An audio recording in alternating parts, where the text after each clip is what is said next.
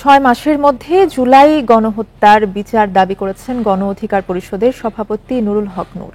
বিকেলে রাজধানীর কাকরাইল ইঞ্জিনিয়ার্স ইনস্টিটিউশনে এক আলোচনায় এই দাবি করেন তিনি।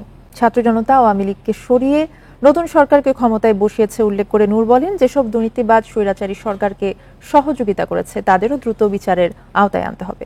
প্রশাসনে দুর্বৃত্তদের চিহ্নিত করে শাস্তির মুখোমুখি করারও দাবি জানান নূর। তবে সবাইকে একসাথে বের করে দেওয়ার পক্ষে নয় গণ অধিকার পরিষদ। এতে সংকট তৈরি হতে পারে বলেও মন্তব্য তার। সভা শেষে বিক্ষোভ মিছিল করে গণ অধিকার পরিষদ।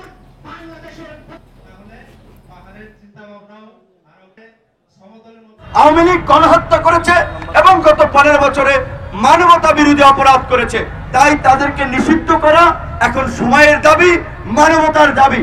তাই আমরা আওয়ামী লীগকে রাজনৈতিকভাবে নিষিদ্ধের দাবি জানাচ্ছি।